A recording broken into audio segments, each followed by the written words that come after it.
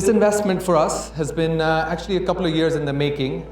We had a thesis on autonomous AI well over a year ago, but we didn't make a single investment in coding AI because frankly nothing met the bar and nothing quite had the vision of the world that we believed in. When we spoke to the customers, the feedback was so paradigm shifting that you come across this once in a generation.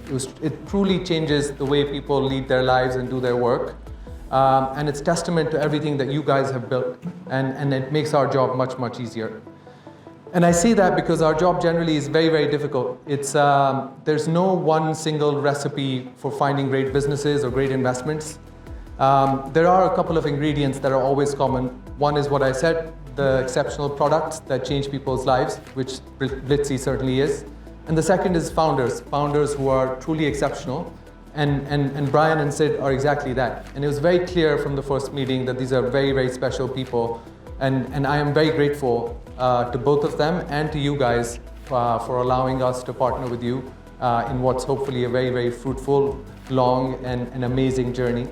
I'm normally never prone to hyperbole, but I will say this because it's true in this instance. I think all of us sit on the precipice of a truly trillion-dollar opportunity. And like Brian and I were texting in the middle of the night on Saturday night, he said to me, let's go change the world. So let's change the world. Thank you. Sanjot, great to see you. So you lead the growth fund at Northzone, which has been around for 30 years, which is incredibly rare for a global venture fund. And a couple of fun facts about you. Your first paycheck was as a pro athlete, and your last paycheck will definitely be as an investor because you found your life's work. But what brought us together was your belief in autonomous AI as a category. So I think it'll be super fun to hear your perspective on the broader category or broader thesis of autonomous AI, and then we'll sort of funnel down from there. Yeah, no, thank you. It's a pleasure to be here, Brian. Yeah, you're right. I think we tend to be very, very thesis driven in all our investments. This one is no different. In fact, this it kind of exemplifies that thesis driven approach because it was somewhat contrarian at the time. If you believe in a future that is led by AGI, for me, autonomous AI is kind of the analog to that and comes closest to that in the way it behaves, delivers results, and performs. Very crudely put, what is AGI? AGI is something that can navigate ambiguity without human beings, can stumble on roadblocks, hit dead ends, and yet iterate its way through to finding a solution, all without a human in the loop. Our belief was that AI is getting good enough in the short run to do this autonomously, even though it may not be quite at the AGI level where the recursive learning is happening, but at least the autonomy is happening on delivery of results. And we were seeing some of the agentic performance improve quickly over time, where they were going from seconds to delivering value, and then doing autonomous work over 30 minutes to an hour, and in some cases up to a day. So we had this core belief. It was somewhat contrarian at the time because people a year ago were investing behind sort of assistive AI, if you will, which we did not do. And as you know, we went almost a year without making any investments because our belief was so strong, but it just didn't exist. That's very hard to do, by the way. That's insanely hard to do. Yes, I mean, yeah, lots of sleepless nights, but all worth it in the end. All worth it in the end because eventually, within a month, we made 2 very large investments because it when it showed up, it all showed up at once. Yeah, and we always say achieving AGI type effects without AGI, right? Like yes. AGI is the ability to make these decisions, but it's also this ability to learn in stride, right? And so you have to create a system that acknowledges the challenges with the transformer architecture while amplifying that's amazing about it to achieve these overall effects of deep intelligence and long running systems. And I think you were able to see that fine line of using the system to create the effect of of AGI without needing AGI in and of itself, given the current state of the model. So all of that, like call it a year of sleepless nights, and then you led the Expo investment, and then you led the Blitzy investment. So how did this year lead to you making the lead investment in Blitzy?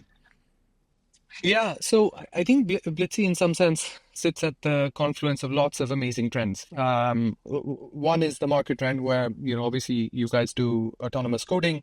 Coding in many ways is the most developed vertical within AI. Last I checked, over 35% of AI API usage was just coding. And so the penetration is the deepest. Therefore, products tend to be the most sophisticated. And so the market was certainly ready for it. And you're seeing a lot of pull from some of the largest companies in the world that traditionally have been the slowest to move. And yet, they're buying this product en masse.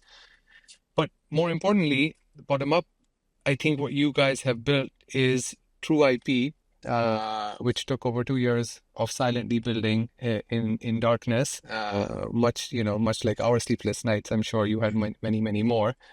You and Sid, with all his amazing patents from his previous life, have built this technology that not only does work autonomously, but has the ability to truly deliver results for the enterprise, working without human beings in the loop, going away for days, and having multiple thousands of agents working together and figuring out and delivering value. And that last bit, the value bit, I think is what really stood out through our diligence even before we met. As you know, we do a lot of work even before we meet the founders. And I think the feedback, which I'm sure we'll speak about, it was just, truly paradigm shifting kind of feedback. And the last point I'll make on this topic is that we live for making investments that are truly IP driven. The irony of technology advances in AI has been the IP actually has shrunk as we've seen more of the application layer show up. And so it's mostly companies that are built on top of the large language models, and the IP is declining, and it's much more of a distribution game. But Blitzy stood out there because there's true IP in the product depth that you built, A, and B, there is also compounding moats, which also have shrunk as technology has advanced. And Blitzy is one of the few products, because of that massive context that you sit on, it actually compounds the more usage you have with the enterprise. And so ultimately, I mean, you guys made it very easy to pull the trigger when the time came around. I was blown away when we first met, because you were like, let me tell you everything about Blitzy, what all your customers are saying. And I was like, have we talked like 50 times before? So it'd be fun to dovetail into the work you did ahead of time before we even met, and then the deeper work when you're able to go deeper with customers, what those conversations were like, and what you learned. Yeah. So some of the work is what I alluded to earlier, which is having a lot of conviction on the market and where the puck is heading. It's not always easy, it's not always comfortable, but just having a lot of belief that autonomous AI is the future, and that's where we're headed. And obviously Expo along the way, which is also a recent investment, helped in validating that thesis. But then what really, ultimately we're investors, we look for commercial validation. What really helps is how customers speak about you. And in this case, like I was saying earlier, it is perhaps, I mean, without being prone to hyperbole, it is amongst the best feedback I've ever heard in my career on how a product shifts a customer's life. It is truly paradigm shifting. The way people speak about it is reverential, because it saves them so much cost, so much overhead, so much complexity, and also time. One of the Fortune 500 companies we spoke about a modernization product that they were going to build over 24 months with several hundred engineers. And they did that in 6 weeks with more or less zero incremental human beings, and ultimately delivering value to their customer much more quickly than they would have ever imagined. And that's the stuff that we live for, and that's what brought about our meeting, me knocking down your door, and ultimately the investment.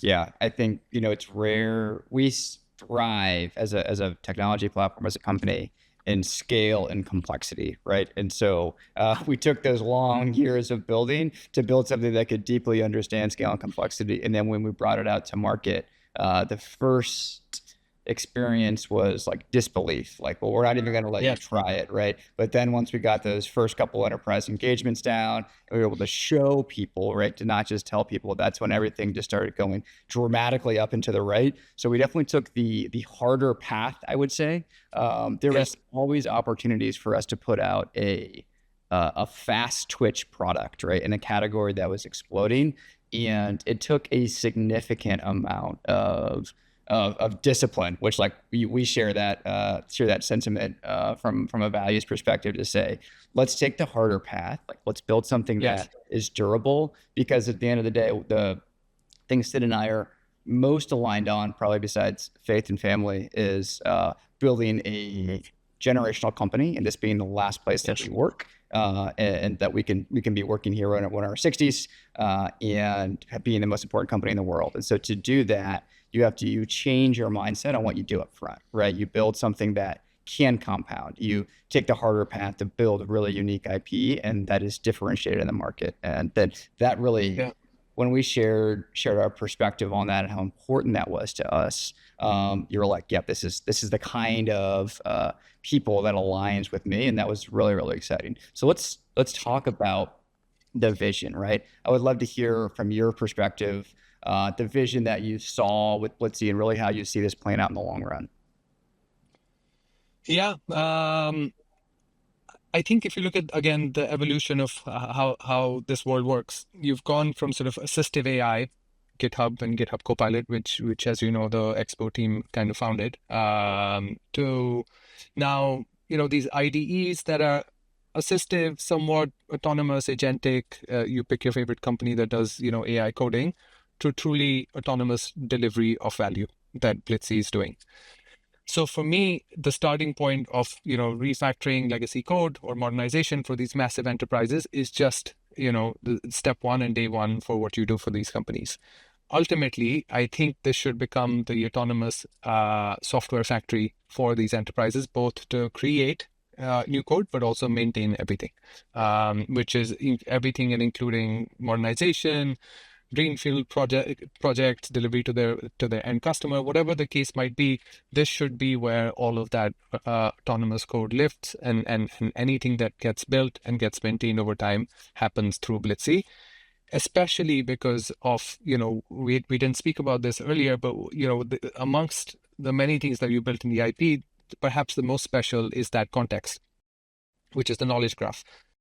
And that's your right to build that platform, if you will, because you are ingesting 30, 50 million lines of code in one go, and therefore you have this ability to, chart out everything contextually about that company or that enterprise built over several decades. And that sits within Blitzy. I think that is your right to build that factory of code, both to create and maintain over very long periods of time. Yeah, we never looked at Blitzy as a tool. We always looked at it as a platform. And as we were building that core knowledge base, it was built, for source code as the entry point, but so that it could be enriched with deeper information context, right? And so for us, it's expanding the SDLC from just, writing the requirements to getting end-to-end tested code to the entire picture of the SDLC. I always say closing the loop, tying in everything from schematizing your backlog and influencing the way that Blitzy is developing software based on what's on the future roadmap, to accounting for observability when we are inside of the code generation phase for previous observability, CPU spikes, things like that are ultimately driving a more intelligent software development platform in a way that is above what a human could ever be able to do. But ultimately, the human is still, in the lead, right? The human is saying, these are the problems, right? And let me then hand off those problems and how I want to implement it to a system that can go off and do work at superhuman scale. And so that's really what's ahead of us, is closing the loop on the SDLC, having this be a true platform, and pushing further and further into what we call proactive autonomy. Yeah, 100%. And I think both you and I love this framework that, of tech risk versus market risk. This is one of the few products, and that is the hard approach, right? To your point earlier, where you have taken tech risk, where we didn't even know if this was possible 3 years ago. And yet you stepped in to build this as your life's work, and you did build it. And once you build it, once you build it, they will come, and they are coming because the market risk didn't exist, right? Because there's so much demand for it. And to your point, it gives you superhuman intelligence, because not only is it a cost saving thing that I described earlier, where you can do it quicker with fewer people and less complexity and so on, but ultimately it is far more value to the end customer, because you are able to envision and deliver on things that a human being could never do before, right? So even this Fortune 500 financial services company, they're building a new wealth product. That wealth product should be 10x better than what you could do with just a human being or a services company building it. Yeah, one of the most exciting areas that we were chatting about over the last many days, nights, is the ability to do beyond the refactor with half of our usage being product development work, right? Yes. Dramatically accelerating product development of these large underlying systems. When you have this 30 million line code base, it's incredibly hard to get a feature request from a customer and then put that into production, right? If you think about like Claude Code moves super fast, right? As a product, Claude Code's code base is 500,000 lines of code, right? They're not dealing with 30, 50, 100 million lines of code or complexity. When you touch something in a file here, something that is serially 8 million lines of code away that affects it, right, is not taken into account, and that affects the functionality delivered here. That is the challenge underlying the enterprise, and the people that know what's going on, 8 million lines of code away, retired 7 years ago, right? And so that's the reality of driving product development inside of these really large, important systems. And so our ability to then say, okay, you've been the third most competitive product in the market for the last 10 years, right? And you basically sat there and you know exactly all the things that you have to do to be number two and number one. It's very clear from your customers, right? You have no problem collecting all of that feedback, but now we can actually action that feedback in a way that is going to drive incremental customer satisfaction and revenue, right? And so when you can drive dramatic revenue via really, really meaningful product development acceleration into these large scale products, then the opportunity is uncapped. The opportunity is truly sized to how many of your customers' problems can be solved with software. That's a very exciting market size. Yeah, 100%. Amazing. Any closing thoughts from you, Northzone, the firm, as we move forward to build a generational company together? No, I think I've told you this before. During the DD process, this is perhaps the one company where I've used the word magical the most times ever, and also the most incredulous sort of looks that I've gotten, including from my own partners, that this cannot be true in any sense. And I think that's the magic of what you're building. And in a way, it was mind-blowing to us that this hidden gem existed where you live, which is Boston, right? Which has not traditionally been a hub of innovation. And yet, because of the ecosystem like MIT and Harvard and other things, you guys have built this quietly with a lot of discipline, and it's truly a world-changing product. Yeah, you always have to find out how the amount of people that have discounted us from day zero because we are not in the Bay is it's most, right? To be clear, how could you ever have a right to change the world if you're not in Silicon Valley? And right out of those windows, MIT, I'm there's some pretty good, pretty smart people that stick around the area. And what's been amazing about the people that have joined us to change the world is we don't have turnover, right? No one's even the people that joined us in the very, very early days, we're saying this is going to be a long, hard process of building some really hard IP. It's going to be fun. We're going to be on the edge. They've stuck with us throughout, right? Because we are doing something hard, and we're in a place where in Boston, Blitzy is the most exciting place to work. And so we're looking forward to continuing to bring on elite talent for people that want to build a generational company and do it here in Boston. Yep, 100%. It soon will be the most exciting in the world. Yes. Awesome. Well, great to see you, Sanjot, and I'm sure we'll talk right after this. Yes. Thank you. Bye.